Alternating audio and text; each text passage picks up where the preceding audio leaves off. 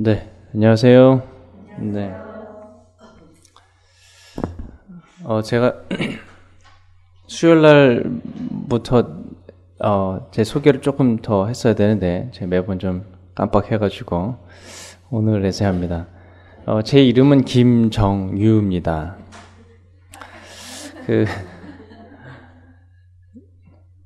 지금은 주유소에서 주로 본인들 이름을 씁니다. SK나 아니면 GS 칼텍스나 뭐 이렇게 하죠. 근데 예전에는 그 모든 주유소에 다 제 이름이 적혀 있었습니다. 그래서 호남 정유도 있었고 뭐 여러 정유들이 있었습니다. 근데 한문은 다릅니다. 그거는 이제 기름 유자를 쓰는데 이제 저는 바를 정자에 온유한류를 써서 예수님의 이제 성품을 좀 닮으면 좋겠다 해가지고 저희 이제 부모님께서 지어주셨습니다. 그 당시 때는 제 이름이 마음에 들지 않아가지고, 왜 다들 이제 기름으로 놀려가지고 제가 청와대에 편지까지 쓸 생각까지 해서 어머니께 이제 부탁을 드렸었는데, 제가 살아오면서 제 이름하고 똑같은 사람을 아직 한 명도 못 만났어요. 김정까지는 똑같은데, 유를 쓰는 사람을 한 명도 못 만나서, 지금은 제 이름에 굉장히 만족을 하고 삽니다. 저희 담임 목사님 성함이 김정까지가 똑같고 끝에가 기자셔요. 네, 그래서 처음에 제가 그 교회 발령 났을 때 교인들이 굉장히 이렇게 좀 의아했었습니다. 이런 적이 없었는데 어떻게 이름이 두 자를 같이 쓰냐고 형제 같다고 했었는데 키도 저랑 비슷하고 뭐 그러십니다. 근데 사실 담임 목사님 성함은 제가 몇 번을 봤었는데 제 이름하고 똑같은 분은 아직 한 번도 못 봤기 때문에 제 이름 아직 감사드리고 살고 있습니다. 제가 어제는 이제 하나님의 섭리로 우연 같지만 섭리로 가장 은혜를 받을 만한 보아스라는 사람과 인연을 맺게 된 룻의 이야기를 보았고요. 오늘은 이 단순한 인연을 넘어서 하나님께서 얼만큼 더 발전시키는가를 좀 보도록 하겠습니다. 제가 이곳에서 한 30년 가까이를 살았기 때문에 제 몸에 이제 시골에서 사는 것이 조금 이제 도시에서 사는 것보다는 외곽에서 사는 것이 몸에 좀 익어 있는 것 같아요. 저도 이제 잘 그걸 몰랐었는데 제가 지난 교회는 사대문 안에 살았었습니다. 이 종로구 바로 옆에서 굉장히 도시 한가운데에 살아서 어떻게 보면은 제 몸에 좀 잘 안 맞았던 것 같아요. 근데 지금 가 있는 수원은 이 동네보다 조금 더 나은 정도입니다. 동네가 슈퍼가 한두 개가 있고. 이제 그러다 보니까 제가 이제 자연적으로 이제 활동적이 돼서 매일 아침 6시 반이면 제 교회 대문을 열고 제가 보이는 이 골목 끝에서부터 골목 사거리를 지나서 반대 골목까지 아주 한 1시간에 걸쳐서 다 이렇게 쓸어냅니다. 쓸면은 담배꽁초가 아주 그 쓰레박에 한 문큼 들어갈 정도로 이렇게 담배를 많이 피웁니다. 담배꽁초니 뭐 빈병이니 뭐니 이거를 매일 아침 쓸다 보니까 하루는 그 동네 터줏대감이 부동산 아주머니가 나오셔가지고 아니 젊은 사람이 나와서 쓰는데 어디서 나오신 사람이에요? 그래서 여기 앞에 교회 목사입니다. 그랬더니 이 동네 그 부동산 아주머니를 통해서 이번에 온 젊은 목사님은 이제 쓰레기를 잘 치운다라는 소문이 이렇게 좀 돌았습니다. 다른 건 몰라도 동네 쓰레기를 잘 치운다 그러니까 뭐 나쁘게 말할 사람이 없는 것이죠. 그래서 매일 아침 쓸다 보니까 이제 매일 아침도 좀 모자라서 이제 저녁 한 7시쯤 사람들 퇴근할 때도 좀 쓸어놔야 그 다음날 좀 이렇게 깨끗해져서 아침 저녁으로 쓰기 시작했습니다.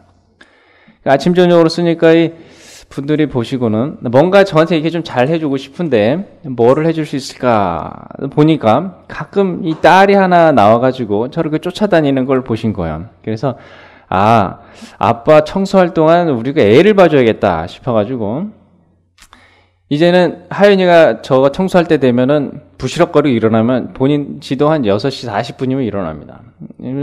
엄마가 대충 입히는 거 입고 나와가지고 그 거리에 있으면 저 윗집부터 부르기 시작합니다. 하연아! 부르면 아빠는 여기인데 지가 혼자 쫄래 가요. 가는 첫 번째 집이 어디냐면 슈퍼집입니다. 슈퍼집에 가면 아주머니가 과자나 뭐나 그러니까 제가 평소에 먹이지 않고 못 먹도록 하는 뭐 초콜릿이나 이런 거를 그 집에 쏙 들어가면 문 탁 닫고 막 그렇게 먹이기 시작해요. 엄청 달라고 할 수도 없고, 그러다 보면 좀 이따가 애 나오면 온 입에 그냥 이렇게 뭐 초콜릿 묻어가지고 나와서 만족한 얼굴로 나옵니다. 그리고 좀 이따 또 하나 부르면 저 부동산 아주머니가 요구르트를 딱 들고 계셔요. 또 거기 쫄래쫄래 가고, 온 동네 돌아다니면서 하여튼 지세상을 이렇게 다 삽니다. 그래서 제가 청소를 마치고 교회에 들어오면 그렇게 압박하지 말란 거 여기선 다 해주니까 좋다고 막 여기저기 들쑤시고 다니다가 압박 없는 게 딱 보이면 여기 굉장히 불안해져요. 그래도 잘 대해주는 동네 아주머니지만 아빠 그래도 눈에 이렇게 얼씬얼씬 해야 여기 있는 게 좋은 것이지. 아빠의 비질 소리가 들리지 않으면 애가 탁 나와 봅니다. 그럼 아빠가 없으면 지가 알아서 이 교회 문으로 잽싸게 들어요. 그래서 차 소리만 나도 움찔움찔합니다. 그전에는 그런 게 없다가 아빠가 없을 때 차 소리가 이렇게 들리면 움찔움찔해요. 그래서 이제 제가 들어올 때쯤에 제 집사람을 보내서 이제 찾아오도록 하는데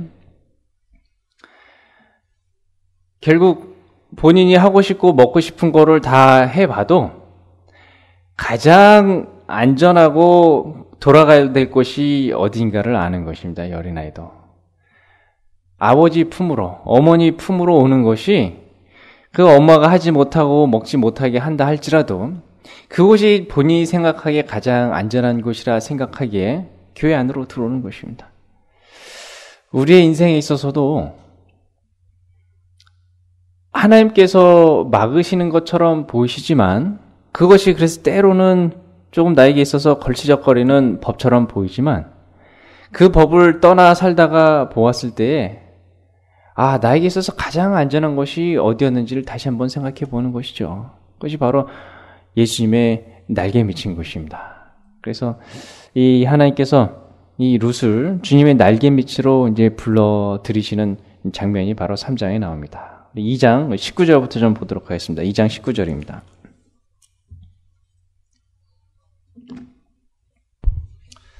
룻기 2장 19절부터 20절입니다. 시모가 그에게 이르되 오늘 어디서 주었느냐 어디서 일을 하였느냐 너를 돌아본 자에게 복이 있기를 원하노라. 룻이 누구에게서 일한 것을 시모에게 알게 하여 가로되 오늘 일하게 한 사람의 이름은 보아스니이다.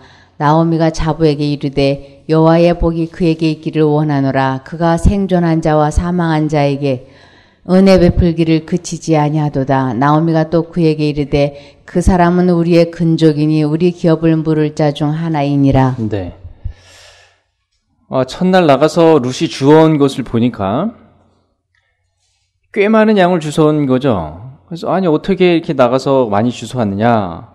또한 제가 이제 점심 시간을 생략을 했는데 나오미가 당일날 점심을 먹을 때 보아스가 친히 자기가 먹는 이 식탁에 와서 먹도록 이 룻을 초청을 합니다. 그럼 먹고 남은 음식까지도 싸가게끔 해서 그 음식까지도 가져와가지고 시어머니께 드리면서 어머니 제가 오늘 이만큼을 주워왔습니다 하자 이 나오미 시어머니가 어디서 오늘 이렇게 많이 주웠느냐 했을 때 자초지종을 얘기를 하죠. 보아스라는 사람입니다. 들어보니까 보아스면은 너희 시아버지와 굉장히 가까운 이 근족, 굉장히 가까운 친척인데 어떻게 거기를 갔느냐. 그러는 근족이라 하면서 뭐라고 설명을 하냐면 우리 기업을 물을 자 중 하나다라고 설명을 합니다. 기업을 무르다. 제가 이 단어에 대해서 조금 이따 좀 설명을 드리겠습니다. 그리고는 이 시어머니가 보아스라는 이름을 듣고 나서 여러 가지 생각을 하고는 본격적으로 움직이기 시작을 합니다. 우리 3장 1절입니다. 3장 1절에 룻의 시모 나오미가 그에게 이르되 내 딸아 내가 너를 위하여 안식할 곳을 구하여 너로 복되게 하여야 하지 않겠느냐. 네. 자, 나오미가 이 며느리에게 안식할 곳을 구하여야 되지 않겠느냐. 그런데 안식할 곳이면은 궁극적으로 뭘 뜻하는 걸까요? 네. 이제 재혼을 해라. 라는 것입니다. 재혼을 해라. 굉장히 좀 특이한 상황입니다. 제가 30살에 이제 목회를 처음 시작을 해서,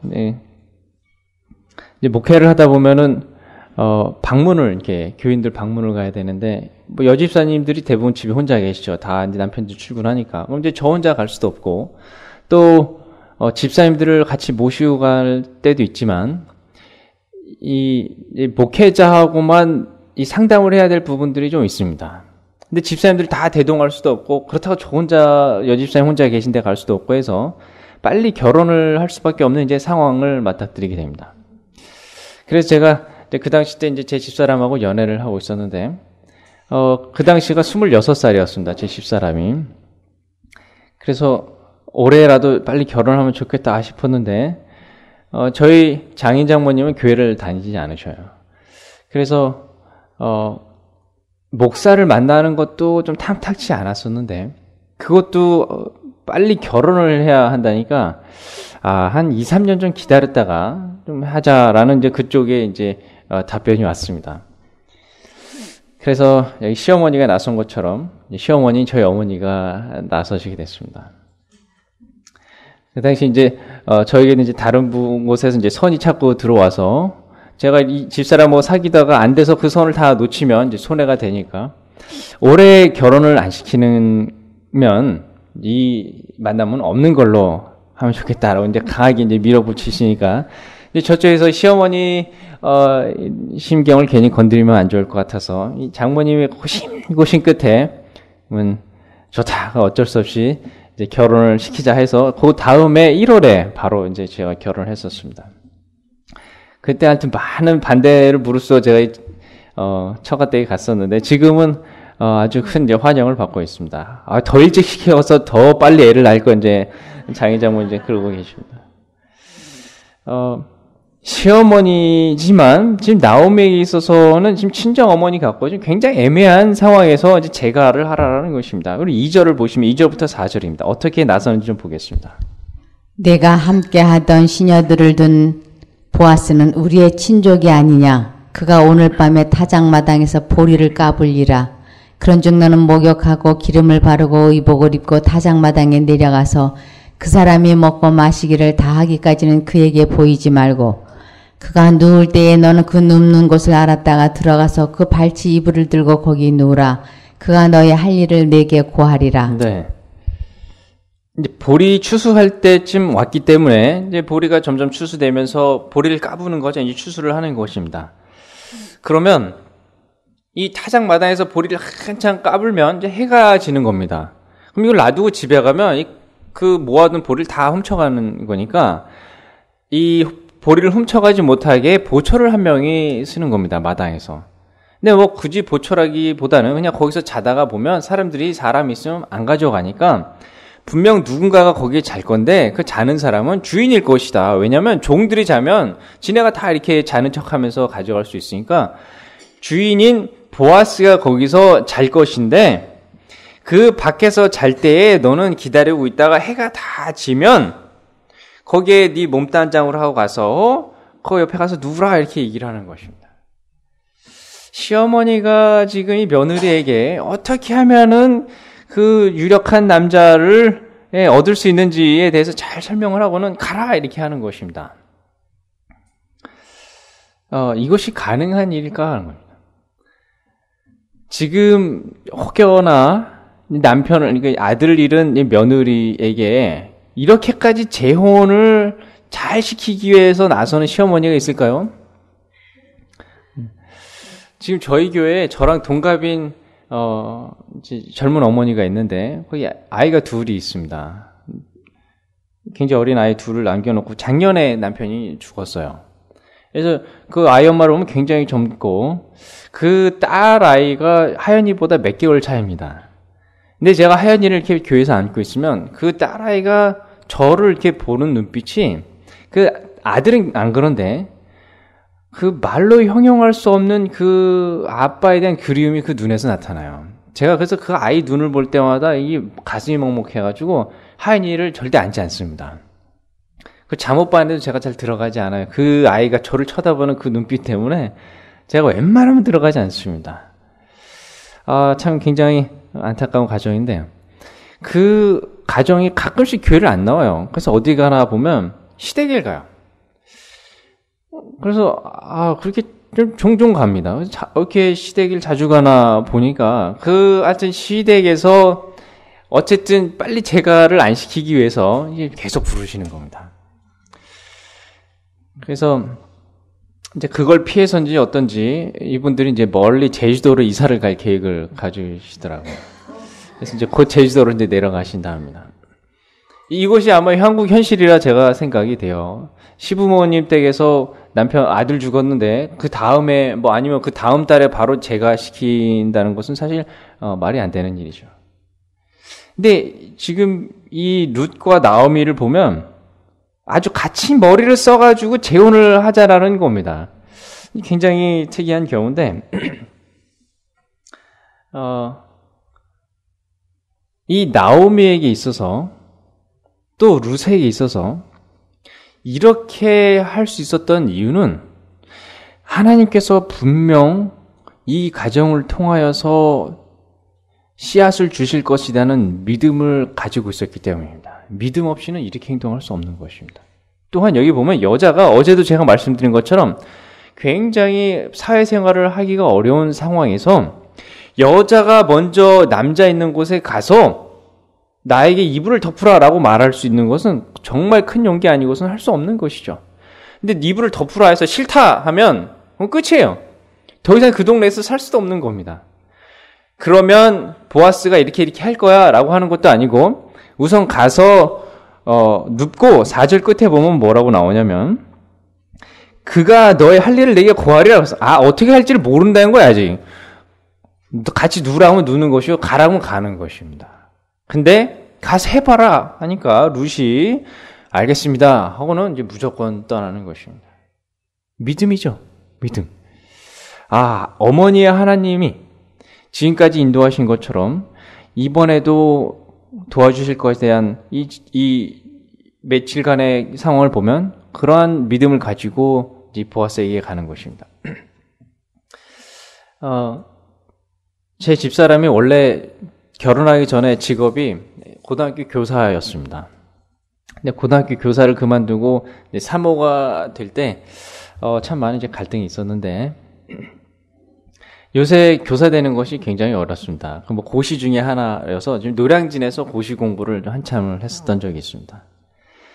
근데 저희 장인이 딸을 교사 만들기 위해서 정말 많은 걸 희생을 하셨어요. 그래서 노량진에서 남부럽지 않은 집을 얻어다 주고 학원비 대주고 아주 너가 교사만 되면 내가 이제 한이 없다 하고는 다 이렇게 대주는 상황에서 저희 집사람이 하나님을 받아들인 것입니다. 공부하는 상황에서. 그래서 성경 말씀대로 안식일을 지켜야 될 것인데 일반 학교에 지원을 하면 지키기가 쉽지가 않아요. 그래서 그러면 안식일을 지킬 수 있는 이 삼육학교를 지원을 해야 될 텐데 어떻게 할까를 고민을 하다가 지금 아직까지 장인 어른 잘 모르시는 부분입니다. 이게 아직 말씀 안 드렸는데 그 해 시험 볼 때 공립학교를 시험을 보지 않았어요. 지원을 안 하고 삼육학교만 시험을 보게 됐습니다. 근데 삼육학교도 교사 되는 것이 굉장히 어려워요. 그래서 될지 안 될지도 모르는 상황에서 하나님께서 나에게 이 진리를 깨닫게 하셨고 또한 믿음을 갖게 하셨으니 그 다음은 알아서 하시리라 하여서 무조건 삼육만 지원하고 공립은 그 1년 동안 학비니 뭐니 이거 되는 거에 있어서 생각지 않고 지원을 안 했습니다. 근데 하나님께서 은혜로 합격을 시켜주셔서 삼육에 합격이 됐기 때문에 장인께서 그거에 대해서 이제 어디든 합격이 됐으니 이제 좋다 하셨는데 만약 공립학교 지원 안 한 거 지금이라도 아시면 굉장히 역정을 내실 것입니다.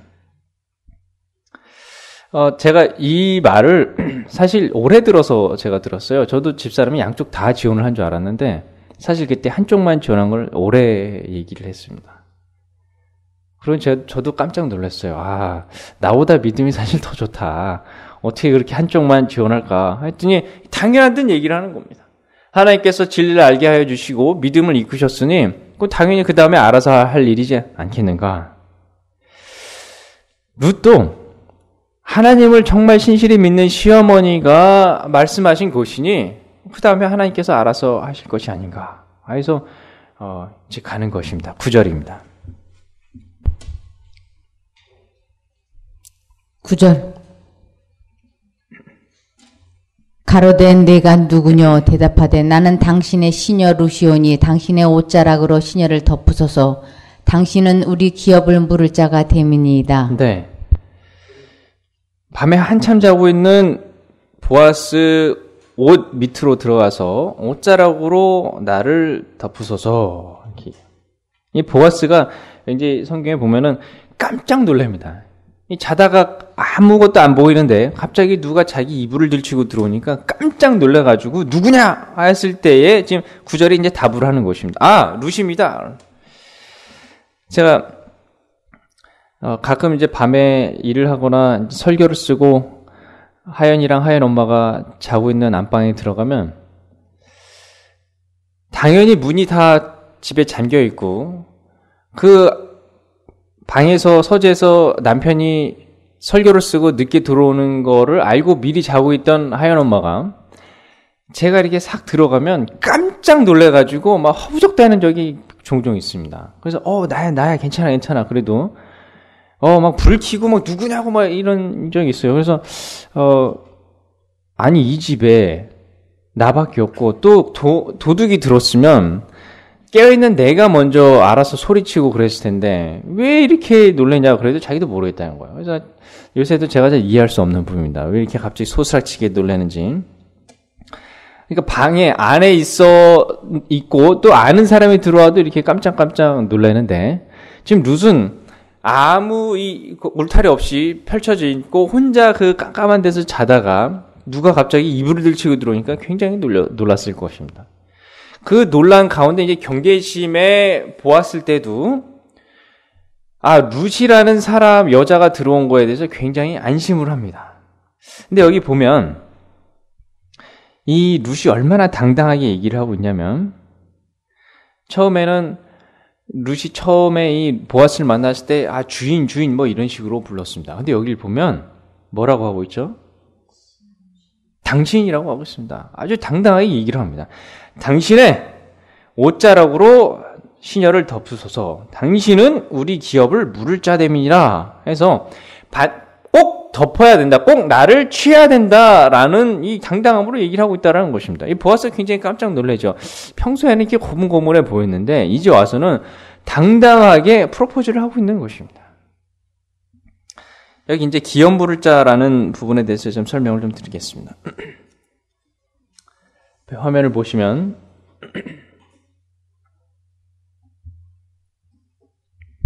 가계를 이어받다 혹은 대신 갚아주다. 그 가계의 대를 잇는 책임과 아울러 혹 형제 중에나 친척 중에 억울하게 죽음을 당했을 경우 그 죽음을 복수해야 할 책임도 아울러 지게 되었다. 네. 이 기업을 무르다라는 것은 이렇게 거절하다가 아니고 이게 물려받다라는 뜻입니다. 그래서 제가 이제 다음 주에 이 부분에 대해서 좀 더 설명을 드릴 텐데 만약에 저희 형이 억울하게 죽임을 당했거나 혹은 이제 재산이 없어서 집이 딴 사람한테 팔려 나가야 될 상황이 되면 제 1순위로 그 기업을 물을 사람이 이제 제가 되는 것입니다. 근데 그거를 반드시 해야 돼요. 나 돈 없으니까 안 해가 아니고 그 당시 문화에서는 기업을 물을 첫 번째 순위가 그걸 반드시 해야 됐다는 것입니다. 근데 첫 번째 순위가 못하는 상황이 되면 둘째 순위, 셋째 순위로 이렇게 넘어가게 돼서 결국에 다른 친척이 그 어려움을 당한 친척의 이 기업과 가정을 세워주는 그런 문화적인 책임이 있었다라는 것입니다. 그게 바로 기업 물을 자다라는 겁니다. 그래서 이 보아스도 사실 그 2순위에 있었던 사람입니다. 룻의 집안을 일으켜 세울 2순위, 1순위는 아니었고 2순위에 있었던 사람이기 때문에 당신이 마음만 먹으면 우리 기업을 물을 수 있으니까 물으라라는 것입니다.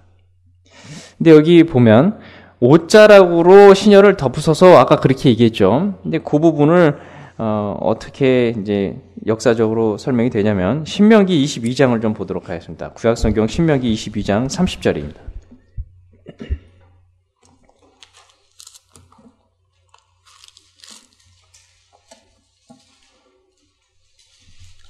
사람이 그 아비의 후시를 취하여 아비의 하체를 드러내지 말지니라. 네. 이제 하나님께서 사람에게 주신 법 중에 하나인데요. 사람이, 그러니까 아들이 되겠죠. 그 아비의 후시, 아버지의 후처를 데려다가 취하면 그것은 아비의 하체를 드러낸다라는 말입니다. 무슨 뜻인지 다 아실 것입니다. 근데 그 표현, 아비의 하체를 드러낸다라는 표현은 남의 여자를 데리고 간다라는 뜻이 된다라는 것이죠. 그래서 이것을 이렇게 설명을 하고 있습니다.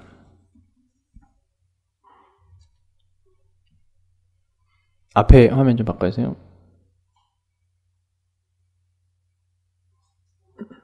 이 구절을 문자적으로 해석하면 그는 그의 아비의 옷에 주름을 제거하지 말지니라가 된다.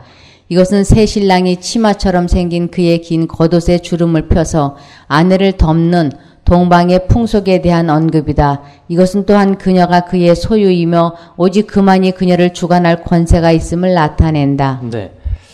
그 남자들이 큰 옷을 갖고 있었다가 그 옷을 그 여자를 덮는다라는 것은 이제 이 여자는 내 여자다라고 이게 표시하는 동방의 풍습이었다라는 것입니다. 그래서 이 다른 사람의 여자를 데려가면 그 사람의 옷을 들치고 가져가는 것이기 때문에 하체를 드러내다라는 것은 남의 여자를 뺏어간다라는 뜻이 된다라는 것입니다.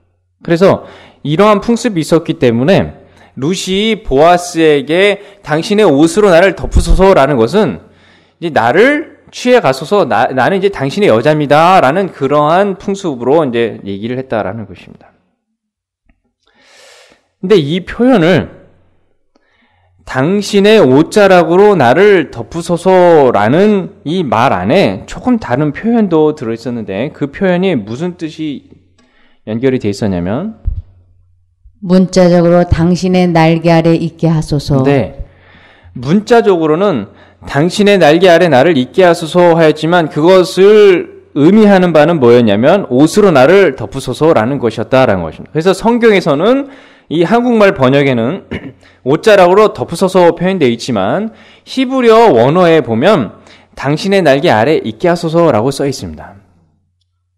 조금 다르죠? 당신의 날개 아래 있게 하소서라고 표현을 썼는데 제가 왜 이 부분을 강조를 드리냐면 룻이 이 말을 한 것이 그냥 한 것이 아닙니다.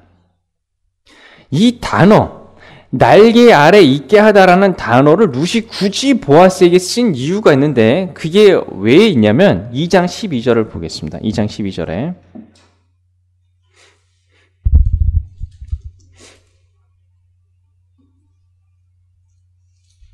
여호와께서 내 행한 일을 보응하시기를 원하며 이스라엘의 하나님 여호와께서 그 날개 아래 보호를 받으러 온 내게 온전한 상 주시기를 원하노라. 네, 보아스가 룻에게 한 그 말이었어요. 네가 효성이 크니 효심 때문에 하나님께서 너에게 큰 복을 주실 것인데 그것이 하나님 여호와 날개 아래 보호를 받으라라는 것입니다. 그렇게 룻에게 얘기를 했다라는 거예요. 그래서 그 룻이 그 얘기를 듣고 보아스에게 다시 그 얘기를 하는 것입니다. 하나님 날개 아래에 거한다는 것은 즉 당신의 날개 아래에 있는 것입니다. 하나님께서 당신을 통하여 나에게 축복을 하시니까 그 날개 아래에 거하게 하소서라는 것입니다. 이 말뜻에 굉장히 많은 의미를 함축하고서 룻이 기억을 하였다가 다시 보아스에게 얘기를 하고 있는 것입니다. 보아스가 이 말을 듣고 굉장한 감동을 받습니다. 그래서 보아스가 그 룻을 취하기 위하여 다음 장에 가면 많은 노력을 하고 결국 어떻게 취하게 되는지가 나오게 됩니다. 여기 등나무가 있고 그 밑에 이렇게 돌과 벤치가 있는데 아시죠? 저희 집 앞에 거기에 원래 큰 창고가 하나 있었습니다. 주로 지푸라기가 넣어져 있는 창고였는데 그 당시 제가 한 67살쯤에 저희 아버지가 양봉을 하셨어요. 이 벌 키우는 걸 하셨습니다. 근데 벌이 가장 싫어하는 게 뭔지 아십니까? 네, 연기입니다. 네. 이 벌통을 열면 벌이 확 날아들어서 쏘니까 꿀을 못 따요. 그래서 열자마자 연기를 푹푹 뿌리면 벌들이 이렇게 날아가고 얼른 꿀을 빼고 다시 이렇게 집어넣는 게 벌통이 이렇게 그 뒷줄에 쫙 있었습니다. 그 쇠통에 지푸라기를 넣고 불을 붙인 다음에 닫은 다음에 이걸 펌프를 부으면 거기에 연기가 나가는 게 제가 봤을 때 너무 재밌어 보이는 거예요. 그래서 저희 아버지가 안 계실 때 그 연기통을 가져다가 그 창고 옆에서 넣고 푹푹 붓는데 이게 잘 안 뿜기는 거예요. 그래서 내가 불을 잘못 붙였나 그래서 그 지푸라기를 꺼내서 옆에 놓고 돌아서서 다른 지푸라기를 넣고 뿜고 있는데 뒤가 뜨뜻한 겁니다. 뒤를 보니까 그 지푸라기가 불이 붙어가지고 활활 타오르는데 이것은 뭐 제가 물 갖다 뿌릴 정도가 아니고 뭐 그래서 집에 들어가서 어머니 아버지를 다 부르고 동네 사람이 다 나와서 껐는데도 뭐 지푸라기니까 막 순식간에 다 타버렸습니다. 그래서 지금 그 자리에 창고가 없어졌습니다. 창고도 없어질 뿐만 아니라 그 옆에 살구나무가 한 그루 있었는데 그 살구나무도 그때 불의 영향으로 한 20년을 시름시름 앓다가 결국에 제 손으로 이제 벤 적이 있었습니다. 몇 년 전 일입니다. 근데 이렇게 창고에 불이 다 활활 타고 없어졌는데 그 당시 저희 아버지가 닭을 한 마리 키우신 적이 있었어요. 그래서 그 창고에서 지푸라기 사이에 있는 그 달걀을 제가 찾아오는 게 제 취미였는데 이 지푸라기를 다 해치고 보니까 거기에 그 어미닭이 있는 겁니다. 근데 새까맣게 그을린 그 어미닭 밑에 뭐가 있었겠어요? 네, 병아리가 있는 것입니다. 이 병아리와 엄마가 마침 그 시간에 거기서 쉬고 있다가 불길에 나갈 수 없다고 생각이 됐는지 아니면 어미닭은 나가겠지만 얘네들은 순식간에 못 따라오니까 어미닭이 거기서 죽으면서 자기 날개를 이렇게 가리고 죽은 것입니다. 그래서 새끼 닭들도 다 죽었어요. 병아리들도. 그 어미닭 먼저 저가 이제 굉장히 비극을 처리한 것인데 그 어미닭의 머릿속에서 순식간입니다. 사실 활활 타오르는 그 순식간에 내가 살아야겠다라는 그 본능보다도 더 크게 작용한 본능은 뭐냐면 날개를 피는 것입니다. 내 새끼를 내가 보호하지 않으면 여기서 다 죽겠다라는 그 본능으로 그거를 피고 죽은 모습을 제가 봤다라는 것입니다. 그것이 그 어미닭의 본능으로 심어둔 창조주가 누구였을까? 그 어미닭에게 사랑이라는 것을 가르쳐준 바로 창조주, 사랑의 창조주께서 우리를 창조하시고 우리에게 그 날개 밑으로 피하라는 것입니다. 세상 어떠한 날개 밑에 들어가도 그러한 보호를 받을 수 없다라는 것을 가장 잘 아시는 분이 창조주인 것입니다.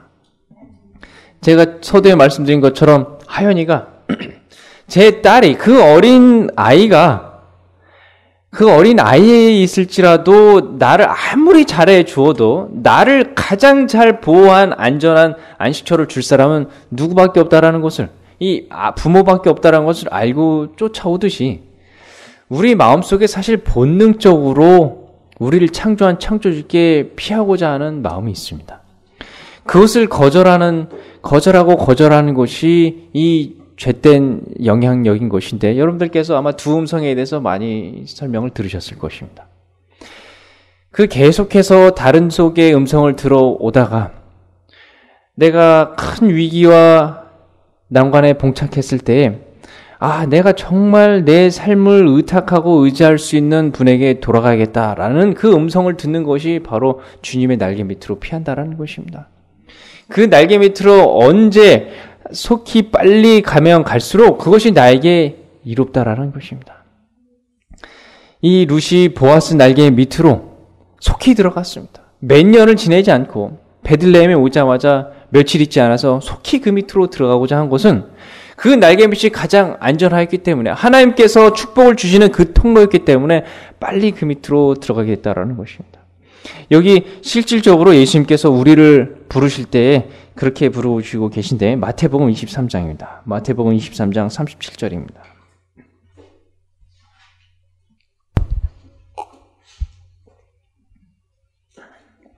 예루살렘아 예루살렘아 선지자들을 죽이고 내게 파송된 자들을 돌로 치는 자여 암탉이 그 새끼를 날개 아래 모음같이 내가 내 자녀를 모으려 한 일이 며칠이냐 그러나 너희가 원치 아니하였도다. 네. 암탉이 그 새끼를 날개 아래 모음같이 이렇게 정확하게 표현을 하십니다.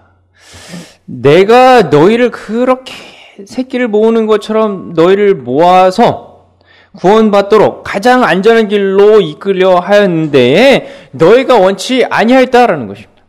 몇 번이냐 그랬어요. 몇 번이냐. 몇 번이었을까요?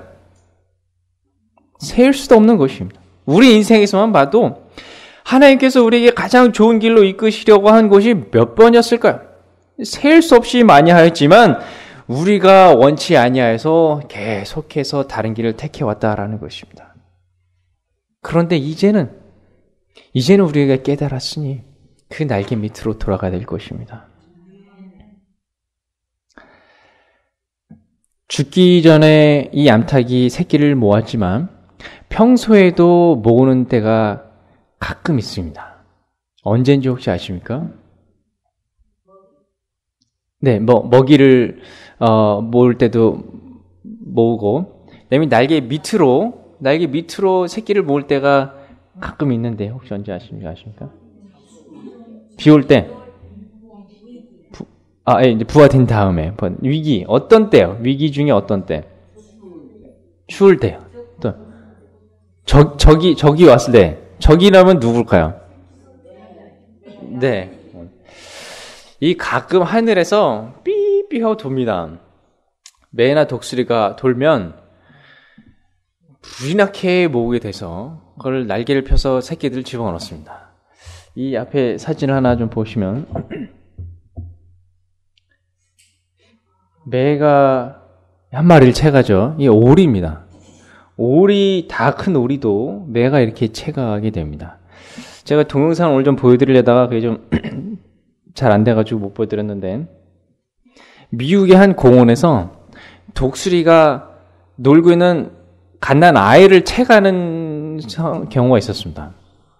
그래서 채서 너무 무거우니까 빨리 비상을 해야 되는데 이제 그 비상을 하기 위해서 말 그대로 이제 도움닫기를 하는 게 그렇게 해서 한 1m 정도 뜨는 상황을 그 엄마가 기겁을 해서 던지면서 쫓아가서 놀래서 이렇게 놓치고 도망가는 이 동영상이 있습니다. 마침 그 밑에 이제 잔디밭 쳐서 얘가 다치진 않았는데요. 조금만 더 높이 올라갔으면 거기서 떨어져도 죽는 것이고 갖고 가면은 끝나는 것입니다.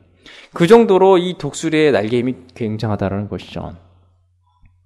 위기가 오게 되면 자연적으로 쫙 펼치고 그 새끼들은 그 밑으로 들어가서 안식처를 구하게 된다는 것입니다. 주 날개 밑에 거한다라는 것은 이러한 것입니다. 하나님께서 위기가 될 때에 날개를 펴서 내 밑으로 들어오고 내 말을 듣게 됐을 때 가장 안전한 길로 인도할 테니 들어오라 하는데도 그 날개 밑으로 들어가는 것은 이제 우리의 선택인 것입니다. 우리가 선택해서 그 밑으로 들어가게 되면 즉 주님의 음성을 듣고 그대로 행하게 되면 그 위기의 때를 아주 잘 넘길 수가 있게 되지만 그 밑으로 들어가지 않으면 내 마음대로 내 삶을 주관하게 되면 언제 어느 때 위기가 와서 우리를 덮칠지 모르는 것입니다. 그 위기가 병이 될 수도 있고 사업이 안 되는 것일 수도 있고 자식을 잃는 것일 수도 있고 여러 가지 위기를 통해서 우리가 쓴 잔을 마시게 되는 것입니다. 많은 삶을 통하여서 아마 경험도 하셨을 거라 생각이 되십니다. 그렇지만 우리가 이제 주 날개 밑에 거하기 위하여 이곳에 모였으니 다시는 이 날개 밑으로 벗어나지 않기를 간절히 바랍니다. 제가 잠시 기도하고 마치겠습니다. 하늘에 계신 하나님 아버지, 주님께서 매 순간 매일같이 날개를 펴서 그 밑으로 초청을 하시니 이제는 우리가 다른 음성을 듣는 것이 아니라 주님의 음성을 듣고 가장 안전하고 복된 길로 저희의 발걸음을 내딛어서 그 걸음이 끝까지 주님 계시는 하늘까지 이어질 수 있도록 주님 축복하여 주시옵소서. 예수님 이름으로 기도드립니다. 아멘.